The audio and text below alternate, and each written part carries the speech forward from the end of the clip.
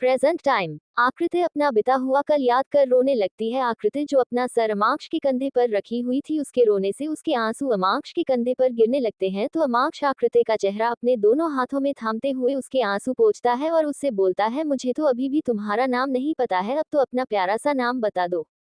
आकृति आकृति है मेरा नाम, अमाक्ष ने कहा। नाइस नेम यार। अमाक्ष वैद्य आकृति ए दिल ए कितना अच्छा लगेगा ना आकृति।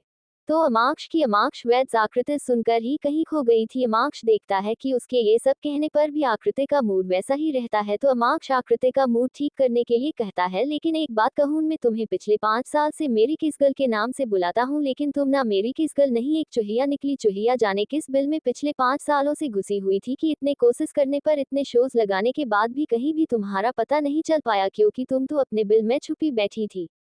आकृति अमाक्ष के मुंह से अपने लिए चुहिया सुनकर उससे कहती है, अगर मैं चुहिया हूं तो आप बिल्ला हो, बिल्ला जो मुझे ढूंढते हुए नहीं, मुझे सुनते हुए यहाँ तक चले आए। अमाक्ष, अच्छा तो मैं बिल्ला हूँ। आकृति, हाँ मैं सर हिलाती है। अगर मैं बिल्ला हूँ तो बिल्ला तो चुहिया को खा लेता है, तो मुझे भी तुम्हें खा लेना चाहिए ना। बोलते ही आकृति के होंठों को चूमने लगता है और आकृति कुछ नहीं कर पाती है। वक्त के साथ अमाक्ष आकृति को पैशनेट किस करने लगता है। करीब 15 से 20 मिनट किस करने के बाद जब अमाक्ष को फील होता है कि आकृति को सांस लेने में दिक्कत हो रही है, तब जाकर अमाक्ष आकृति को फ्री करता है और शरारत से मुस्कुराते हुए आकृति को देखने लगता है, जो उसे ही घूरते हुए अपने सांसों को काबू कर रही थी। अमाक्ष आकृति चेहरा थाम कर उससे बोलता है, मैं मजाक नहीं कर रहा आकृति, मैं सच में तुमसे शादी करना चाहता हूँ। उस दिन अगर गलतफहमी की वजह से तुम मुझसे दूर नहीं जाती तो उसी दिन मैं तुमसे शादी कर लेता और अब तक तो हमारे 4-5 बच्चे हो जाते। बच्चे के बारे में सुनकर आकृति का चेहरा मुरझा जाता है। अमाक्ष, अच्छा ये बताओ तो शादी के लिए मैं तुम्हारा हाथ किससे मांगू। तभी उन्हें 2 लोगों की आवाज सुनाई देती है। हमसे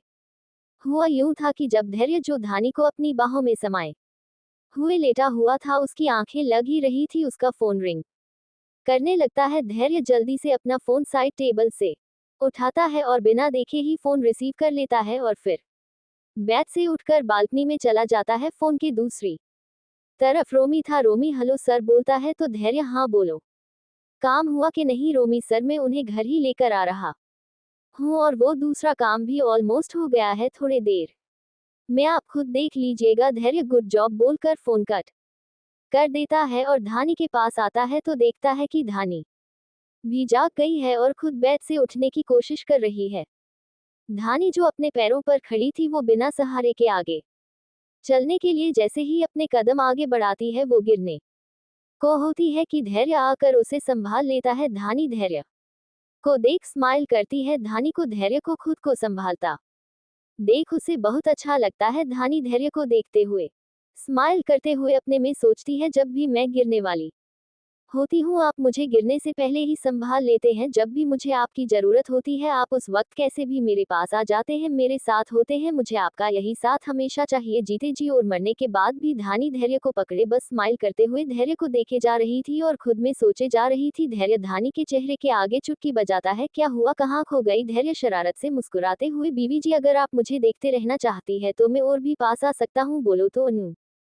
धानी जो धैर्य की चुटकी बजाने पर अपनी सोच से बाहर आ जाती है, वो धैर्य की शरारत करने से शर्माने लगती है और ना में गर्दन हिलाने लगती है। धैर्य धानी को ऐसे शर्माते देख ठहाका लगा के हंसने लगता है, फिर नीचे झुककर जैसे धानी को गोद में उठाने लगता है तो धानी उसे रोक देती है। धैर्य हैरानी से धानी को देखते हुए, क्या हुआ धानी, ना में सर हिलाकर खुद से चलना चाहती है का इशारा कर बताती है धैर्य, लेकिन बीवी अभी गिरते गिरते बची हो, फिर गिर गई तो चोट लग जाएगी। धानी धैर्य का हाथ पकड़ती है और आगे बाथरूम की तरफ आगे बढ़ती है। धैर्य समझ जाता है कि धानी उसके सहारे से चलने के लिए बोल रही है। धैर्य धानी को बाथरूम तक उसको संभाल कर चलने में मदद करते हुए ले जाता है। बाथरूम के अंदर धैर्य धानी को उसके कमर से पकड़े संभाल कर वो उस बेसन के सामने खड़ा रहता है और धानी अपना फेस वॉश करती है। धैर्य धानी को सामने लगे मिरर के जरिए देख रहा था। अभी फेस वॉश करने से धानी का फेस हल्का गुलाबी रंगगत ले चुका था। धैर्य वैसे ही धानी को अपना बनाने के लिए पागल हुआ जा रहा था।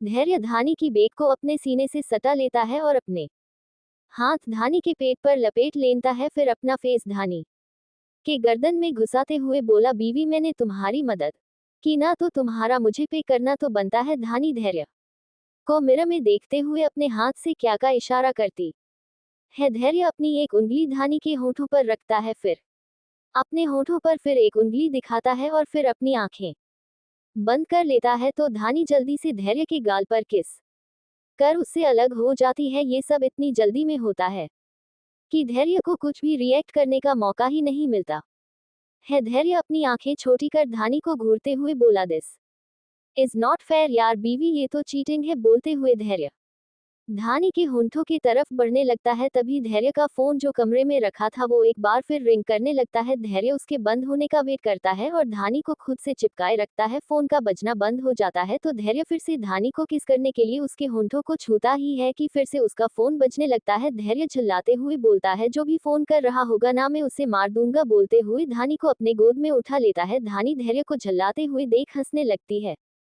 धैर्य धानी से बोला, तुम्हें बड़ी हंसी आ रही है, ही जब मैंने तुम्हें होठों पर किस करने के लिए कहा तब तो तुम चीटिंग करने लगी। अब बहुत हंसी आ रही है, हंसना बंद करो नहीं अभी तुम्हें किस कर लूंगा। धैर्य के धानी को बाथरूम से बेड तक लाते लाते फोन एक बार फिर से बाजकर बंद हो गया था। धैर्य फोन देखता है तो उसके कंपनी के डिजाइनर हेड का कॉल था। धैर्य नंबर डायल करता है लेकिन तब तक फिर से धैर्य का फोन रिंग करने लगता है। धैर्य कॉल रिसीव करता है तो फोन की दूसरी तरफ से डिजाइनर हेड, हेलो सर। धैर्य, हाँ बोलिए। Designer head, sir next month जो फैशन वीक होने वाली है उसकी डिजाइन आ गई है, मैंने आपको मेल कर दिया है, आप एक बार देखकर कंफर्म करके मुझे बता दीजिए कि कौन सी डिजाइन फैशन वीक पर यूज होगी। धैर्य ने कहा, ठीक है मैं आपको थोड़ी देर में बताता हूँ। ओके सर बोलकर दोनों तरफ से फोन कॉल कट हो जाता है। धैर्य पूरे कमरे में कुछ ढूंढने लगता है। धानी धैर्य को कुछ ढूंढता देख अपनी चूड़ी बजाने लगती है। धैर्य चूड़ी की आवाज सुन धानी को देखता है तो धानी हाथ के इशारे से क्या का इशारा करती है। धैर्य धानी के पास आते हुए बोला, लैपटॉप ढूंढ रहा हूँ, पता नहीं कहाँ रख दिया है। एक तो अभी कुछ दिन से लैपटॉप पर काम भी नहीं कर रहा था, पता नहीं कहाँ होगा मेरा लैपटॉप। अरे हाँ वो तो स्टडी रूम में होगा, लेकर आता हूँ या वही काम देख लूंगा। धानी धैर्य को अपनी उंगली से उसे नीचे ले जाने के लिए बोलती है तो धैर्य आगे बढ़ता है पर धानी खुद चलकर जाना चाहती थी तो धैर्य उसे संभालते हुए नीचे ले जाने लगता है। धैर्य धानी को लेकर जब नीचे आता है तो संजना जी धैर्य से बोली, धैर्य अमांक्ष को भी बुला लो, वो भी नाश्ता कर लेगा। धैर्य चौंकते हुए बोलता है, अमांक्ष लेकिन वो कब आया है। संजना, वो कब आया से तुम्हारा क्या मतलब है, पिछले 1 घंटे से तो वो तुम्हारे साथ ही है ना। धैर्य हैरान होकर बोला, आप क्या बोल रहे हो, मैं धानी के साथ सो ओ बोलते बोलते धैर्य रुक जाता है क्योंकि उसे याद आता है कि उसने अभी अभी क्या कहा है। धैर्य बात बदलते हुए, मेरा मतलब है कि धानी सो रही थी और मैं अपना काम कर रहा था, मैं देखता हूँ अमांक्ष कहाँ है। बोलकर धैर्य वहां से ऐसे भागता है जैसे उसके पीछे किसी ने कुत्ते छोड़ दिए हो। उसे भागता देख सब हंसने लगते हैं तो धानी अनीता जो उसके बगल में सोफे पर बैठी थी उसके गले लग अपना मुंह छुपा लेती है। संजना जी कुछ सोचकर धैर्य के पीछे चली जाती है।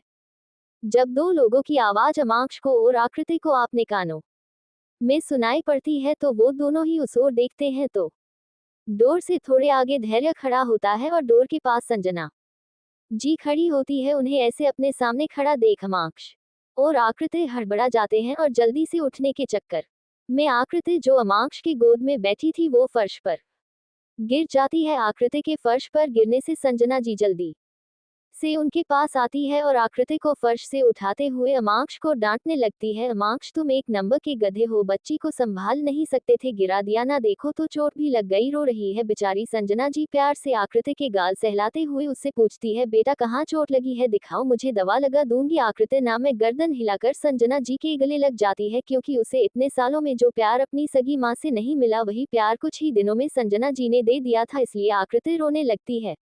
अमांक्ष बस आकृति को देखता रहता है। धैर्य अमांक्ष से आकृति की तरफ अपनी उंगली पॉइंट कर, तेरी किस गल। अमांक्ष अपनी पूरी की पूरी बत्तीसी दिखाते हुए हाँ में सर हिलाता है तो संजना जी अमांक्ष का कान खींचते हुए बोलती है, अपने मम्मी पापा को बुला लो, मुझे तुम दोनों की शादी की बात करनी है। बोलते हुए संजना जी आकृति को लेकर नीचे चली जाती है और उनके पीछे पीछे धैर्य और अमांक्ष भी आ जाते हैं। नीचे आते ही देखते हैं कि सब एकदम सीरियस होकर टीवी पर चल रहे न्यूज हेडलाइन को देख रहे थे। आकांक्षा न्यूज हेडलाइन देखते हुए धैर्य से बोली, भाई ये तो आपके कंपनी की मॉडल है ना। तब तक रोमी भी मेंशन के अंदर आ जाता है और उसके साथ 2 और लोग होते हैं। धैर्य अमांक्ष से आकृति की तरफ अपनी उंगली पॉइंट कर उससे पूछता है क्या यही तेरी किसगल है अलमाक्ष। अपनी पूरी की पूरी बत्तीसी दिखाते हुए अपना सर जोर जोर से हिलाने लगता है तो वही धैर्य के मुंह से किसगल सुनकर आकृति सामने लगती है तो संजना जी उसका माथा चूमते हुए उससे कहती है ऐसे ही मुस्कुराती रहो, फिर उसे लेकर नीचे चली जाती है अमाक्ष को ऐसे अपना सर हिलाते देख धैर्य जोकर कहीं का बोलते हुए उसके मुंह पर एक पांच जड़ देता है और बोलता है चल बे साले नीचे चलते हैं। अमाक्ष अपना मुंह अपने हाथों से ढक लेता है फिर धैर्य को घूरते हुए साला किसको बोला बे तूने मुझे गाली दिया और मारा क्यों, रुक तुझे अभी बताता हूँ। अमाक्ष भी धैर्य को मारने के लिए जैसे आगे बढ़ता है धैर्य उसे रोकते हुए अबे मैंने तुझे गाली नहीं दिया, मैंने तो तुझे साला कहा। वो अबे साले वाला साला नहीं साले साहब वाला साला कहा है। अमाक्ष तो फिर ठीक है, नहीं तो मैं तुझे अभी बताता। फिर अमाक्ष बोलते बोलते रुक जाता और अपने दिमाग में जोर देते हुए सोचने लगता है कि आकृति तो धैर्य की बीवी धानी से बड़ी है, इस नाते तो धैर्य अमाक्ष का साला हुआ। अमाक्ष धैर्य से तेरी बीवी मेरी होने वाली बीवी से छोटी है तो मैं तुझे साला कहूंगा ना कि तू मुझे साला कहेगा। धैर्य अमाक्ष को एक लुक देता है जैसे कह रहा तू साला ही है। अमाक्ष को जैसे धैर्य का लुक देना समझ आता है, वो धैर्य को मारने के लिए उसके पीछे भागता है। धैर्य उसके मार से बचने के लिए आगे आगे भागने लगता है। धैर्य आगे आगे और अमाक्ष उसके पीछे उसे गाली देते हुए भाग रहा था। अमाक्ष धैर्य को अबे तू साला नहीं कुत्ता कामीना है। दोनों भागते हुए नीचे आ जाते हैं तो देखते हैं कि नीचे हॉल में बैठे सभी लोग सोकिंग फेस लिए सीरियस होकर टीवी पर चल रही हेडलाइन न्यूज देख रहे थे। आकांक्षा जैसे धैर्य को आता देखती है तो टीवी की तरफ दिखाते हुए उससे बोलती है भाई ये आपकी कंपनी की मॉडल है ना। धैर्य आकांक्षा की बात सुन टीवी की तरफ देखता है जहां हेडलाइन पर रिया की फोटो के साथ लिखा हुआ था बच्चलन औरत। धैर्य फिर डेविल स्माइल करते हुए आकांक्षा से बोलता है आपकी कंपनी नहीं हमारी कंपनी, और वो अब हमारी कंपनी की मॉडल है। नहीं मॉडल थी। फिर धैर्य जाकर सिंगल सोफे पर बैठ जाता है लेकिन उसके फेस पर अभी भी वही डेविल स्माइल बरकरार थी। धैर्य को अभी कोई भी देखता तो यही कहता है अगर नरक का देवता कभी स्माइल करता तो पक्का धैर्य के जैसा ही लगता। रोमी भी अपने साथ दो लोगों को लेकर शिखावत मेंशन में आ जाता है लेकिन किसी का भी ध्यान रोमी और उसके साथ आए दो लोगों पर नहीं जाती है क्योंकि उनका पूरा ध्यान तो टीवी पर चल रही हेडलाइन न्यूज पर थी। टीवी पर लाइव शो चल रहा था जिसके ऊपर साइड पर लिखा था सच्चाई की जीत। ये शो का नाम था शो का एंकर बोलना स्टार्ट करता है आप सभी का हमारे शो सच्चाई की जीत पर आपका स्वागत है। हर बार की तरह इस बार भी मैं यानी कि सच्चाई की जीत का एंकर अभिजीत आप सबको एक छुपे हुए सच से रूबरू करवाऊंगा। तो आइए आज का शो स्टार्ट करते हैं। एंकर अभी हमारी न्यूज चैनल पर हमारे साथ एक अज्ञात व्यक्ति मौजूद है। कैमरा उस आदमी का फेस दिखाती है। एंकर मैं इन्हें अज्ञात व्यक्ति इसलिए बोल रहा हूं क्योंकि मैं इनके बारे में कुछ नहीं जानता। तो आइए इनके बारे में इनकी ही जुबानी जानते हैं कि ये कौन है। उस व्यक्ति को देख ऐसा लग रहा था जैसे उसे किसी ने बहुत ही बुरी तरह से टॉर्चर किया है। उसके चेहरे पर जगह जगह चोट के निशान थे और उसका एक हाथ भी टूटा हुआ था जिस पर प्लास्टर चढ़ा हुआ था। एंकर उस आदमी से तो सर बताए कि आप कौन हैं और हमारे इस लाइव शो में आपके आने का मकसद क्या है। वो आदमी मेरा नाम काली है। एंकर धीमे से नाम से ही गुंडा लग रहा है। काली और मैं यहाँ पूरी दुनिया को एक सच बताने आया हूँ। एंकर तो काली जी में देख सकता हूँ कि आपके हाथ में जो ये डीवीडी और एनवलप है उस डीवीडी और एनवलप में क्या है। काली वो डीवीडी और एनवलप एंकर की तरफ बढ़ा देता है। एंकर उस एनवलप को खोलने लगता है फिर खोलते खोलते रुक जाता है और फिर कैमरे की तरफ देखते हुए बोलता है मुझे लगता है पहले काली जी से ही बात करना सही रहेगा, उसके बाद हम ये डीवीडी देखेंगे। एंकर काली जी तो आप अपनी जुबानी हमें बताएं कि आप यहाँ हमारे चैनल पर किस सच का खुलासा करने आए हैं। काली मैं दुनिया को प्रिया मर्डर केस का सच बताना चाहता हूँ। एंकर चौंकते हुए बोला क्या कहा आपने। आप दुनिया को प्रिया मर्डर केस का सच बताना चाहते हैं, वही मर्डर केस जिसका इल्जाम शेखावत एम्पायर के प्रेसिडेंट धैर्य शेखावत पर लगाया गया था। काली हाँ में सर हिलाता है। एंकर कैमरे के सामने बोलने लगता है तो अब आप सब ये सच काली जी की जुबानी जानेंगे कि प्रिया सोलंकी का असली कातिल कौन है। काली जी आप बताना शुरू कीजिए। धैर्य टीवी पर काली को देखते देखते उसकी स्माइल और भी खतरनाक होती जा रही थी जिसे सामने खड़ा रोमी देख लेता है। रोमी क्या सर ये भूल गए हैं कि अभी वो घर पर है, बाहर नहीं, जो ऐसे खतरनाक तरीके से स्माइल कर रहे हैं। धैर्य घर पर जितना अच्छा और लायक था बाहर उतना ही खतरनाक और जालिम था। वो उन लोगों को कभी नहीं छोड़ता था जो उसे धोखा देते या उसके साथ खेलने की कोशिश करते थे। काली बोलना शुरू करता है, मैं और मेरे साथ और 4 लोग हैं जो अभी दूसरे न्यूज़ चैनल पर मेरी ही तरह अपनी स्टेटमेंट दे रहे हैं। एंकर अपने सामने रखे टीवी को ऑन करता है और दूसरा न्यूज़ चैनल लगाता है, फिर दूसरा चैनल चेंज करता है। काली ने जैसा कहा था उसके और 4 साथी दूसरे न्यूज़ चैनल पर उसकी ही तरह लाइव स्टेटमेंट दे रहे थे। उनकी भी हालत काली की तरह ही थी, किसी का हाथ टूटा था तो किसी का पैर, किसी का तो नाक ही टूटा हुआ था इनका। तो अब बिना देर किए काली जी पूरी बात हमें बताए। काली, हमने उस दिन फ्लैशबैक। प्रिया शादी का लहंगा पहनकर अपने अपार्टमेंट से निकलती है और कैब में बैठकर शादी के लिए रेडी होने पार्लर जाती है, लेकिन जैसे ही वो कैब से उतरकर पार्लर की तरफ जा रही थी उसे काली और उसके साथी किडनैप कर लेते हैं और उसी बंद गैराज में लेकर जाते हैं जहां रिया ने प्रिया का मर्डर किया था। फ्लैशबैक एंड एंकर और वो लोग जो अभी लाइव सच की जीतसु देख रहे थे वो रिया का नाम सुनकर हैरान हो गए थे कि एक लड़की ने ही एक लड़की को क्यों मारा। एंकर, क्या रिया मेहरा शेखावत एम्पायर की टॉप मॉडल की बात कर रहे हैं आप? काली एक बार फिर हाँ में सर हिलाता है। एंकर, आप देख रहे हैं मर्डर शेखावत कंपनी की एक मॉडल ने किया, लेकिन शेखावत कंपनी के प्रेसिडेंट को फंसाया गया। फिर एंकर, काली से काली जी रिया मेहरा ने प्रिया सोलंकी को क्यों मारा? काली, क्योंकि प्रिया मैडम को रिया मैडम का कोई सच पता चल गया था। रिया मैडम ने मुझे सिर्फ उन्हें किडनैप करने के लिए कहा गया था। रिया मैडम प्रिया मैडम को मार देंगी ये मुझे नहीं पता था। इनका कैसा सच? इनका के पूछने पर कि कैसा सच प्रिया को पता चल गया था जिससे रिया ने प्रिया को जान से मार दिया। तो काली इनका को दिए डीवीडी और एनवलप की ओर इशारा करता है। इनका उस डीवीडी को लैपटॉप पर लगाता है और स्क्रीन को कैमरे की तरफ घुमा देता है। डीवीडी पर एक वीडियो चलना स्टार्ट होता है। उस वीडियो में वॉल्यूम नहीं थी। रिया उस वीडियो में अलग अलग आदमी के साथ इंटीमेट हो रही थी और लास्ट वीडियो में तो रिया एक 70 साल के आदमी के ऊपर बैठकर से तारांकन सा कर रही थी। ये देखकर वहां बैठे मर्दों के तो पसीने ही छूटने लगते हैं। वीडियो देखकर ऐसा लगा रहा था जैसे रिया उस मोमेंट को खूब एंजॉय कर रही है। जितने लोगों ने भी उस वीडियो को देखा वो लोग रिया को गंदी गंदी गालियां देना शुरू कर देते हैं। इनका जल्दी से उस वीडियो को बंद कर देता है, लेकिन अब उस एनवलप को खोलने की उसकी हिम्मत नहीं हो रही थी। फिर एंकर हिम्मत जुटाकर उस एनवलप को खोलने लगता है।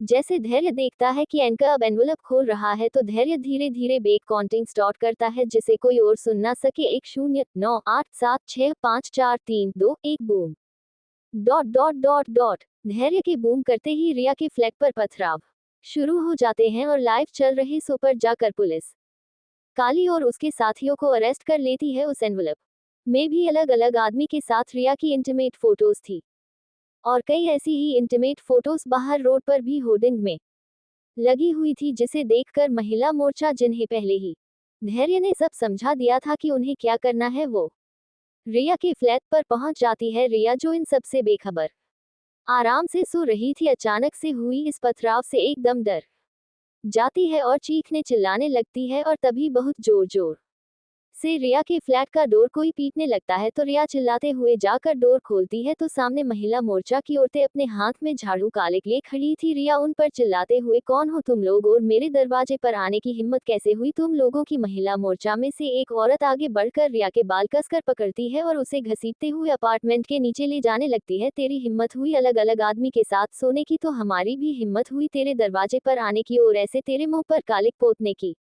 वो औरत रिया के मुंह पर कालिक पौध देती है और रिया ने जो कपड़े पहन रखे थे उन्हें फाड़ भी देती है और उस औरत के साथ आई सारी औरतें मिलकर रिया के पूरे कपड़े उतार कर उसके पूरे बदन पर कालिक लगाने लगती है और साथ ही एक रिपोर्ट लाइव न्यूज बनाने लगता है। रिपोर्ट आप देख रहे हैं ऐसी औरत जो 10 मर्दों का बिस्तर गर्म करती है उसके साथ कैसा व्यवहार करते हैं हमारे समाज में ऐसी औरतों को साथ ऐसा ही होना चाहिए। मैं सीनियर रिपोर्टर कैमरा मेन के साथ आगे के न्यूज के लिए मेरे साथ बने रहिए। रिया तो बुरी तरह से डर कर अपने हाथ अपने सीने पर रखने लगती है, लेकिन एक औरत रिया के हाथ हटाकर उसे मारने लगी और उसके साथ बाकी के औरतें भी रिया पर अपने हाथ साफ कर लेती है। गौतम और अनूप जो दूर खड़े ये सब देख रहे थे अब वो बीच में जाकर उन्हें रोकते हैं। फिर एक लेडी कांस्टेबल रिया को वैसे ही पकड़ कर ले जाती है। इस वक्त रिया की हालत ऐसी थी जैसे रोड पर मांगने वाली कोई भीखरान हो। एक तो उसके बॉडी पर सिर्फ अंडरगारमेंट्स थे और उसके पूरे बाल बिखरे हुए थे और कुछ बाल तो सर से खींचातनी में उखाड़ गए थे। रिया कोई पागल से कम नहीं लग रही थी। लेडी कांस्टेबल भी उसे खींचते हुए ले जाकर पुलिस जीप में धकेल कर बैठा देती है। पुलिस जीप काली और उसके 4 साथी पहले से ही मौजूद थे। अनूप उन्हें पुलिस स्टेशन लेकर चला जाता है और इसी के साथ ही रिया का गेम ओवर। धैर्य देवल स्माइल करते हुए खुद से ही बोला, तुम्हें क्या लगा मुझे कुछ पता नहीं चल पाया है? और बेचारी प्रिया को मारकर मेरी धानी को मारना चाहती थी तो मेरा कहर झेलना पड़ेगा। हिना ये सब टीवी पर लाइव देख रही प्रिया की माँ और भाई जो रोमी के साथ शिखावत मैंसन में आई थी वो फुट फुट कर रोने लगती। फिर जाकर धैर्य से हाथ जोड़कर उससे माफी मांगती है कि उसने रिया के भड़काने पर कि धैर्य ने ही प्रिया को मारा है। तब जा उसने धैर्य के अगेंस्ट प्रिया का मर्डर केस फाइल किया था। प्रिया की माँ और भाई रोते हुए धैर्य और उसके परिवार से माफी मांगते हैं तो संजना जी उनका हाथ पकड़ लेती है और उनसे बोलती है, आपका हाथ माफी मांगने के लिए नहीं बल्कि मेरे बेटे को आशीर्वाद देने के लिए उठाए। प्रिया की माँ धैर्य के सर पर जैसे हाथ रखने जाती है तो दादी उन्हें रोक देती है तो सब उन्हें ही देखने लगते हैं। दादी धैर्य का हाथ पकड़ धानी के सामने लाकर खड़ा करती है और साथ में आशीर्वाद लेने के लिए बोलती है। तो प्रिया की माँ को अपनी बेटी की जगह किसी और को देख बुरा तो लगता है, लेकिन फिर अपनी बेटी की किस्मत में इतना ही लिखा था सोचकर खुशी से दोनों के सर पर अपना हाथ रख देती है। और जब वहां से जाने लगती है तो धैर्य उन्हें रोक लेता है। धैर्य, आपको क्या लगता मैं आप लोगों को इतनी आसानी से जाने दूंगा? अब आप यहाँ से कहीं नहीं जा सकती है। शिखावत मैंसन में इस न्यूज को देखकर सभी को एक शॉक लगता है और उन्हें दूसरा शॉक तब लगता है जब प्रिया की मां रोते हुए धैर्य के पास आकर उसके आगे अपने हाथ जोड़कर उससे माफी मांगने लगती है। इन सब में सबसे ज्यादा हैरान कोई था तो वो धानी थी, क्योंकि धानी को छोड़कर सभी को धैर्य के केस के बारे में पता था। धानी हैरानी से धैर्य और प्रिया की मां को देख रही थी। प्रिया की मां को वहां देख सभी हैरान थे और यही सोच रहे थे कि आखिर ये औरत कौन है और मेसन के अंदर कैसे आई। मैंसन में मौजूद ज्यादातर मेंबर प्रिया की मां को नहीं जानते थे और जिन्होंने उन्हें कोर्ट में देखा भी था तो किसी को भी उनका फेस सही से याद नहीं था, इसलिए सभी वहां हैरान खड़े प्रिया की मां को देख रहे थे। प्रिया की मां धैर्य के आगे हाथ जोड़ते हुए उससे कहती है, मुझे माफ कर दो साहब, मैं उस लड़की के बहकावे मैं आ गई थी। उसने मुझे यकीन दिलाया था कि आप ही ने मेरी बेटी को मारा है, इसलिए मैंने आपके खिलाफ पुलिस में शिकायत दर्ज कराया था, जबकि मेरी बेटी को तो उसी लड़की ने मारा था। मुझे माफ कर दीजिए साहब। प्रिया की मां धैर्य के पैर पकड़ने के लिए नीचे झुकने लगती है, लेकिन धैर्य उन्हें बीच में ही झुकने से रोक लेता है। धैर्य, आप ये क्या कर रही है? आपको मेरे आगे हाथ जोड़ने की कोई जरूरत नहीं है। मैंने वही किया जो सही है और रिया को उसकी गुनाह की सजा तो मिलनी ही चाहिए, जो अब उसे मिल भी गई है। प्रिया की मां, आपने मेरी बेटी की गुनाहगार को सजा दिला कर मुझ पर बहुत बड़ा एहसान किया है साहब, जो मैं कभी चुका भी नहीं सकती। दादी उनके सामने आकर प्रिया की मां से कहती है, हमारे बेटे ने आप पर कोई एहसान नहीं किया है। उसने जो किया वो सिर्फ उस बच्ची को इंसाफ दिलाने के लिए किया है, और अगर फिर भी आप इसे एहसान समझ रही है और आप इसे चुकाना चाहती है तो आप एक काम कर सकती है। 1 मिनट रुकिए। दादी धैर्य को धानी के पास लाकर उसके सामने खड़ा करती है और फिर धानी को अपना हाथ देकर खड़े होने में मदद करती है। फिर प्रिया की मां से आप इन दोनों को अपना आशीर्वाद दे सकती है। प्रिया की मां धानी और धैर्य को देखने लगती है, क्योंकि एक साथ जुड़े में आशीर्वाद तो सिर्फ शादीशुदा लोग ही लेते हैं। तो संजना जी प्रिया की मां की मन की बात समझ लेती है और धानी का हाथ धैर्य के हाथ पर रखते हुए प्रिया की मां से कहती है, उस दिन प्रिया के ना आने पर हमने इनकी शादी करवा दी थी, आप इनको अपना आशीर्वाद दे दीजिए। प्रिया की मां को अपनी बेटी की जगह किसी और को देखकर उन्हें थोड़ा बुरा तो लगता है, लेकिन उनकी बेटी की जिंदगी इतनी ही थी सोचकर अपना हाथ उन दोनों के सर पर रख देती है और उन्हें हमेशा खुश और साथ में रहने का आशीर्वाद देती है। और फिर संजना जी और दादी से हाथ जोड़कर उनसे वहां से जाने की इजाजत मांगती है और वहां से जाने के लिए जैसे पीछे मुड़ती है तो धैर्य उन्हें रोकते हुए बोलता है, कहाँ जा रही है आप? आपको क्या लगता मैं आपको यहाँ से जाने दूंगा? बिल्कुल नहीं, अब आप यहाँ से कहीं नहीं जा सकती।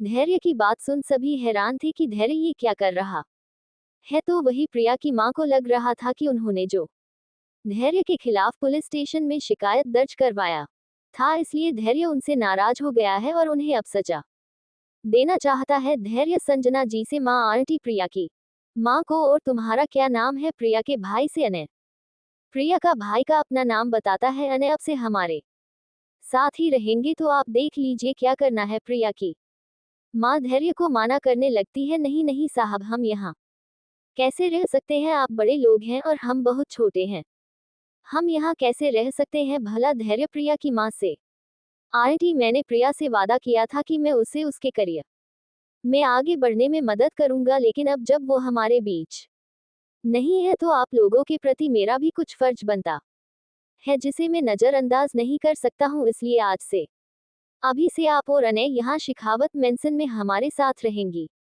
धैर्य के कहने पर कि अब प्रिया की माँ और भाई यहीं रहेंगे तो सब कोई मान जाते हैं, किसी को भी धैर्य की बात से कोई आपत्ति नहीं थी। सब उन दोनों का शिखावत मेंशन में खुले दिल से स्वागत करते हैं। संजना जी, प्रिया की माँ से आप परेशान मत होइए, यहाँ सभी को अपना ही समझाए। वैसे आपका नाम क्या है? प्रिया की माँ जी, सुमित्रा। संजना जी, तो सुमित्रा आप देखने में तो मुझसे छोटी लग रही है, तो आज से आप मुझे दीदी कहिएगा। धैर्य रोमी को अनय के लिए एक अच्छा सा स्कूल देखने के लिए कहता है जिससे अनय अपनी आगे की पढ़ाई कर सके।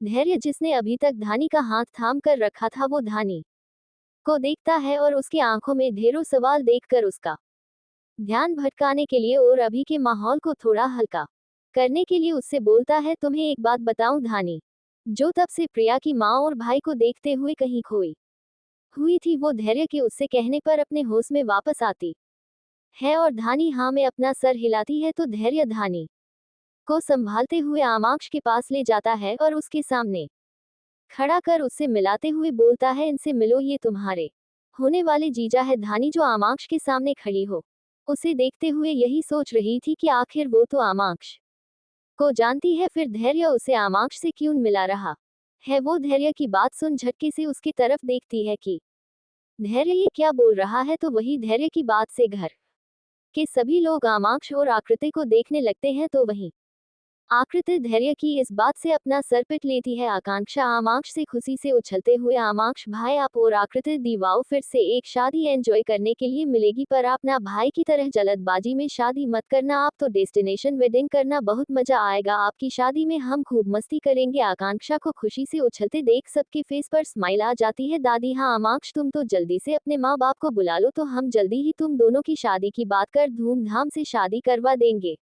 अनीता भी आकृति के पास आकर उसे मुबारकबाद देते हुए कहती है, आकृति तुम बहुत खुशनसीब हो जो तुम्हें आमाक्ष भाई पति के रूप में मिल रहे हैं। आकृति अनीता की बात पर बस स्माइल करके रह जाती है, क्योंकि उसका पूरा ध्यान तो इस वक्त धानी पर ही था कि अभी तक धानी ने कुछ भी रिएक्ट क्यों नहीं किया, क्योंकि धानी को आकृति के बारे में सब कुछ पता था कि आकृति को जिससे पहली नजर में प्यार हुआ था, उस इंसान ने आकृति को धोखा दिया था। तो वही धानी जो कुछ याद करने की कोशिश कर रही थी, धानी को जैसे याद आता है उसकी आंखें गुस्से से लाल हो जाती है। धानी वैसे ही गुस्से से लाल आंखों से आमाक्ष को देखती है और फिर वह आकृति की तरफ गुस्से से देखते हुए अपनी उंगली धैर्य को दिखाते हुए 2 बार हिलाती है, जैसे कह रही, क्या इन्होंने जो अभी अभी कहा वो सच है। फिर अपने हाथ से एक छोटे बच्चे की आकृति बनाकर उसे दिखाती है, फिर आमाक्ष को दिखाकर आकृति के आगे अपने सर हाँ पूछने के जैसे नीचे झुकाती है, जैसे धानी ये पूछ रही है कि क्या ये वही आदमी है। आकृति हाँ मैं अपना सर हिलाती है। आकृति के हाँ बोलते ही धानी का गुस्सा जैसे 7वें आसमान पर पहुंच गया था। सबको धानी का गुस्सा करना कुछ समझ नहीं आ रहा था कि आमाक्ष तो इतना अच्छा लड़का है, और आमाक्ष और आकृति अगर एक दूसरे को पसंद करते भी हैं तो इसमें क्या बुराई है, फिर धानी इस तरह से क्यों रिएक्ट कर रही थी। आकृति धानी के पास आती है और उसके गाल को अपने हाथों से थाम कर उससे बोलती है, बच्चा देख, पहले मेरी बात सुन ले, उसके बाद ही कोई फैसला लेना। लेकिन धानी आकृति का हाथ झटक देती है और अपने हाथ से अपने दिल के पास पॉइंट करती है, फिर अपने हाथों से दिल बना कर उस दिल को तोड़ देती है और गुस्से से घूरते हुए आमाक्ष को दिखाती है, फिर अपने हाथ की पंचों उंगली दिखाती है, जैसे कह रही हो कि इस आदमी ने आपको धोखा दिया है, आप इस आदमी के लिए पिछले 5 साल से तड़प रही है और आप इस इंसान को अपनाने के लिए मन गई। आकृति धानी ने जो छोटा बच्चा बनाया था वो देख उसकी आंखें छलक आती है। आकृति अब नम आंखों से धानी को देखते हुए उससे कहती है, धानी बच्चा वो सब अभी रहने देना, इस वक्त उन बातों का कोई मतलब नहीं है, और तुम पहले मेरी बात सुन। इन्होंने आमाक्ष को दिखाते हुए मुझे धोखा नहीं दिया था, मुझे ही गलतफहमी हो गई थी और इन्होंने अब उस गलतफहमी को खत्म कर दी है, तो अब मैं इनके साथ अपनी आगे की जिंदगी जीना चाहती हूँ। आकृति उदासी से, लेकिन अगर तुम नहीं चाहती कि मैं इनके साथ रहूं तो मैं इनसे कभी बात भी नहीं करूंगी, पर बच्चा, तुम तो मेरे लिए सब कुछ हो, मेरी पूरी दुनिया हो तुम ऐसे मुझसे रूठ मत ना बच्चा। आकृति ने जैसे कहा कि अगर धानी नहीं चाहती है कि वो आमाक्ष के साथ रहे तो वो उसके साथ नहीं रहेगी। तो ये सुनकर तो आमाक्ष का दिल बाहर ही आने वाला था। आमाक्ष जल्दी से धानी के पास जाकर उससे बोलता है, धानी मैंने आकृति को कोई धोखा नहीं दिया, उसे ही गलत फहमी हो गई थी कि मैं किसी और से प्यार करता हूँ। अगर उस दिन आकृति को वो गलत फहमी नहीं हुई होती तो मैं उसी दिन आकृति से शादी कर लेता, और आकृति ने मुझे जिस लड़की के गले लगते देखा था वो लड़की और कोई नहीं, मेरी ट्विंस सिस्टर आश्रिता थी। आमाक्ष, आकृति और धानी क्या बात कर रहे हैं वहां किसी को भी कुछ भी समझ में नहीं आ रहा था।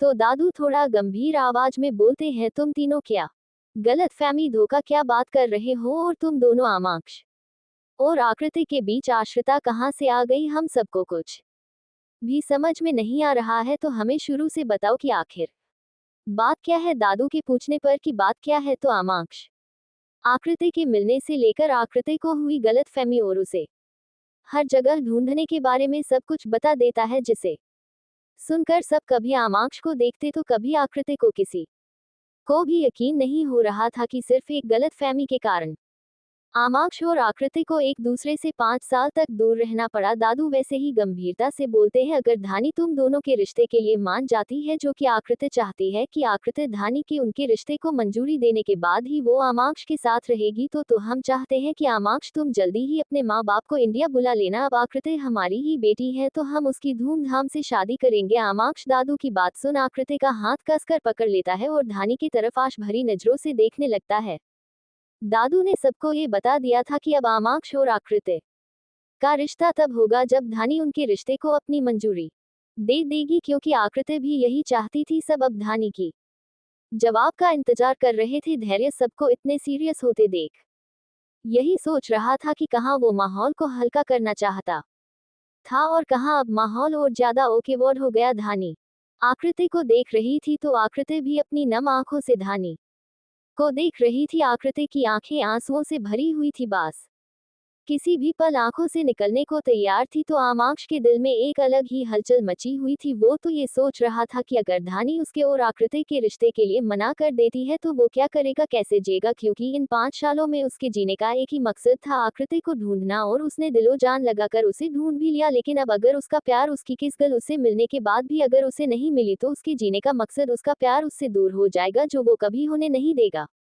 धानी जो बस आकृति को देख रही थी, उसे आकृति की आंखों में आंसू अच्छे नहीं लगते हैं। एक आकृति ही तो थी जो हमेशा उसके आंसू पोंछती है। आकृति ने उसके लिए क्या कुछ नहीं किया, हमेशा उसके साथ खड़ी रही। उसके पापा के जाने के बाद उसी ने उसे संभाला, कितने ही बार उसके लिए वो मार खाया करती थी और भूखी भी रहा करती थी, यहाँ तक उसने उसके लिए उसे बचाने के लिए अपनी सगी माँ और बहन को भी छोड़ दिया। धानी कुछ समझाने के लिए जैसे अपने हाथ उठाती है। आमाक्ष को लगता है कि धानी उनके रिश्ते को माना करने जा रही है। आमाक्ष जल्दी से आकृति का हाथ छोड़ धानी ने जो अपना हाथ उठाया था उसे पकड़ लेता है और धानी से कहने लगता है, धानी मैं आकृति से बहुत प्यार करता हूँ और अब तक सिर्फ उसे ढूंढने लिए ही जी रहा था, अब उसके बिना मैं नहीं जीना चाहता। प्लीज धानी, प्लीज मेरा प्यार मुझसे मत छिनो, बहुत मुश्किल से पाया है, अब उसे खोना नहीं चाहता। आमाक्ष धानी का हाथ पकड़े सिटी डायलॉग मारकर धानी को इमोशंस में लेकर अपनी आकृति को पाना चाहता था। आमाक्ष अपनी कनखियों से धानी को देखता है कि उसकी सिटी डायलॉग का कितना असर धानी पर हुआ है। लेकिन तभी हॉल का तापमान सभी को गिरता हुआ सा महसूस होने लगता है और आमाक्ष को ऐसा लगता है जैसे कोई पूरी शिद्दत से उसे घूरने में लगा है। आमाक्ष धानी के एक साइड देखता है तो उस साइड संजना जी और अनीता खड़ी होती है। उन्हें देखकर तो बिल्कुल भी ऐसा नहीं लग रहा था कि वो उसे घूर रही है। फिर आमाक्ष धानी के दूसरे साइड देखता है और दूसरे साइड देखते ही आमाक्ष एकदम सहम जाता है, क्योंकि धैर्य पूरे दिल और जान से आमाक्ष को घूरने में लगा था। अगर आंखों से घूरकर बॉडी में छेद हो पाती तो जाने अब तक धैर्य आमाक्ष बॉडी में कितने ही छेद कर चुका होता। अब तो धानी भी आमाक्ष को घूरकर देख रही थी और अपना मुंह बनाते हुए आमाक्ष के हाथ से अपना हाथ हटाकर आकृति के पास जाती है और आकृति की आंखों में जो आंसू भरे हुए थे उनके लुढ़क कर गिरने से पहले ही अपने हाथों में उन मोतियों को अपने हथेलियों में भर लेती है।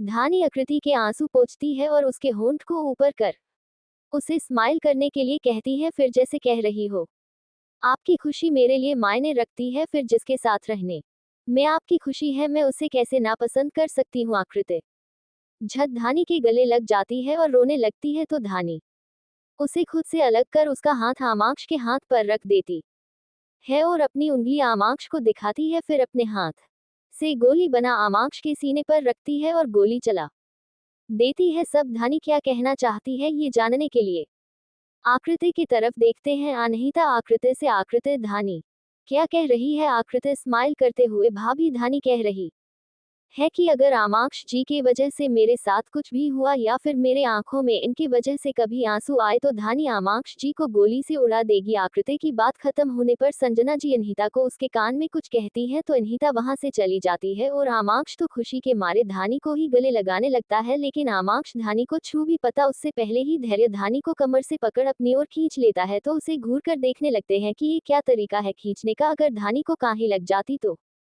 अनहिता किचन से एक ट्रे लेकर निकलती है और सबको आवाज लगाकर उनके तारफ जाते हुए बोलने लगती है। अनहिता सब के पास आकर ट्रे में रखे एक एक बाउल सबको देते हुए बोलने लगती है, इतनी खुशी के मौके पर मुंह मीठा तो होना चाहिए ना, आप सब ठंडी ठंडी आइसक्रीम खाकर अपना मुंह मीठा कीजिए। एल दादी, अरे अन्नी बेटा मुंह मीठा तो मिठाई से की जाती है, तो तुम ये आइसक्रीम क्यों ले आई, कुछ मीठा ले आओ जाओ। एल अनहिता दादी से, दादी मैं मुंह मीठा करने के लिए मीठा ही लेने गई थी लेकिन मीठा तो पहले ही खत्म हो गई थी और फ्रिज में मीठे में यही था इसलिए मैं ये आइसक्रीम ही ले आई। सब ने खुशी से मिलकर आइसक्रीम खाई, सब बहुत खुश थे। संजना जी दूर खड़ी सबको खुश होते हुए देखकर खुद भी खुश हो रही थी। दादू संजना जी के पास जाते हैं और उनके सर पर हाथ रखते हुए उनसे पूछते हैं, क्या हुआ बेटा, ऐसे सबसे अलग यहाँ क्यों खड़ी हो? संजना जी सबको खुश होते हुए देखते है और खुद भी मुस्कुराते हुए दादू से बोलती है, बस अपने परिवार को खुश होता देख रही हूँ पापा, बस इन खुशियों को किसी की नजर ना लगे। दादू वो तो ठीक है बेटा, पर इन खुशियों को दूर से देखना नहीं है, इन खुशियों के पास जाकर इन्हें जीना भी है, तो चलो सबके साथ मिलकर इन खुशियों को जीते हैं। फिर दादू और संजना जी सबके पास चली जाती है और खुशियां मनाने लगती है। रम्या जी दादी और संजना जी से अब जाने की इजाजत मांगते हैं तो धानी उदास हो जाती है। दादी लेकिन आप लोग क्यों जाना चाहते हैं, देखिए ना धानी कितनी खुश है। रम्या जी दादी से, मैं मनती हूँ माँ जी, लेकिन ये बेटी का ससुराल है और बेटी की ससुराल में कब तक रहेंगे और फिर हमें हमारी दूसरी बेटी की शादी की तैयारी भी तो करना है। दादी रम्या जी से, ठीक है चले जाएगा, हम आपको नहीं रोकेंगे, लेकिन जब तक आमाक्ष माँ बाप आकर शादी की बात नहीं कर लेते तब तक तो रुक ही सकती है ना आप। रम्या जी दादी की बात सुन आर्यन जी की तरफ देखती है तो वो हाँ में अपना सर हिला देते हैं तो रम्या जी भी मान जाती है। इसी तरह खुशी खुशी सबके दिन कट रहे थे। धानी भी अब बिना सहारे के चलने लगी थी और धैर्य भी अपने ऑफिस जाने लगा था और आकांक्षा भी अपने कॉलेज जा रही थी। आकांक्षा चाहती थी कि आकृति और आमाक्ष की शादी से पहले वो अपने सारे नोट्स पूरे कर ले, इसलिए वो बहुत मेहनत कर रही थी, लेकिन आकृति थोड़े परेशान लग रही थी। कुछ ऐसा था जो वो बताना तो चाहती थी लेकिन बता नहीं पा रही थी। सुबह के 7 बजे धानी की आंखें खुलती हैं तो वो अपने सामने धैर्य का चेहरा देखती है जो सोते हुए ही मासूम बच्चे जैसा दिखता है, लेकिन जागे रहने पर तो सिर्फ सबको परेशान करता है। जैसे कल उसने अपने ऑफिस के लोगों को किया था वैसे तो धैर्य की कंपनी दूसरे कंपनियां को एड्स के लिए टॉप की मॉडल्स प्रोवाइड करते थे, लेकिन इस बार से धैर्य फैशन डिजाइनिंग में कदम रखने जा रहा है और हर साल बड़े पैमाने में होने वाली फैशन वीक में धैर्य की कंपनी भी हिस्सा लेने जा रही है। लेकिन अब तक जितने भी डिजाइन धैर्य की कंपनी के डिजाइनर ने बनाकर धैर्य को दिए थे ने उन सभी को रिजेक्ट कर दिए थे और इसीलिए कल रात देर रात तक नई डिजाइन ढूंढने और उन्हें एक यूनिक स्टाइल में बनाते हुए धैर्य को बहुत रात तक काम करना पड़ा, जिससे धैर्य जो जल्दी उठकर जिम करता था अभी तक सो रहा था।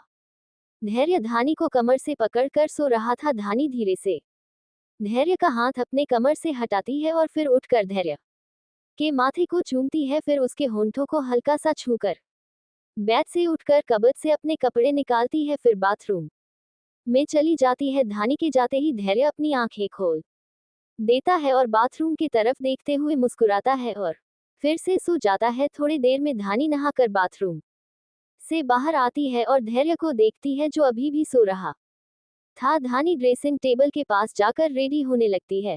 धानी अपनी चूड़ियां पहनती है, अपने पायल पहनती है, फिर अपने बाल बनाने लगती है। तभी उसे एक शरारत सूझता है और वो धैर्य के पास जाकर अपने भीगे बलों से गिर रहे पानी के बूंदे धैर्य के चेहरे पर गिराने लगती है। धैर्य को नमुनाते हुए अपना चेहरा दूसरे तरफ कर लेता है और सोने लगता है। धानी धैर्य को ऐसा करता देख हंसने लगती है और फिर से अपने बालों का छोर पकड़ पानी की बूंदे धैर्य के फेस पर गिराने लगती है। लेकिन इस बार धानी पूरी तरह से धैर्य के ऊपर झुकी हुई थी। धैर्य एक झटके में पलट जाता है और धानी उसके ऊपर गिर जाती है। धानी ने जो साड़ी पहनी थी उससे उसकी गोरा पेट साफ झांक रहा था, जिसे धैर्य अपने हाथों से भींचने लगता है।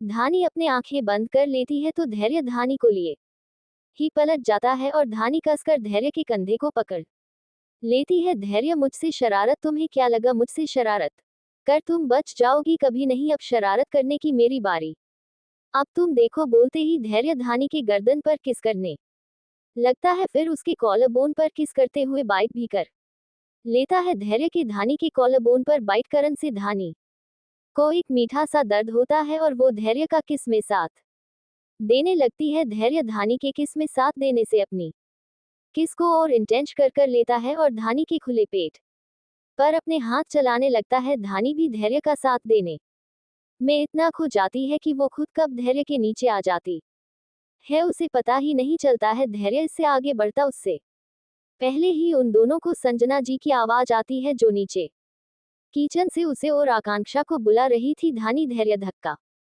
देकर अपने ऊपर उठाती है और खुद जल्दी से उठकर कमरे से बाहर भाग जाती है। कमरे में धैर्य मुस्कुराते हुए, कब भागोगी मेरी जान, एक दिन तो तुम्हें मेरा बनना ही होगा और अब वो दिन दूर नहीं है जब तुम और मैं हमेशा के लिए तन और मन दोनों से एक हो जाएंगे। धैर्य उठकर बाथरूम में चला जाता है तो वही धानी मुस्कुराते हुए नीचे हॉल की तरफ जाने लगती है। लेकिन जैसे ही धानी सीढ़ियां उतरने वाली थी उसकी नजर डाइनिंग टेबल पर बैठी अनहिता पर जाती है और अनहिता जो उस टाइम खा रही थी उस चीज को देख धानी का चेहरा सफेद पड़ जाता है।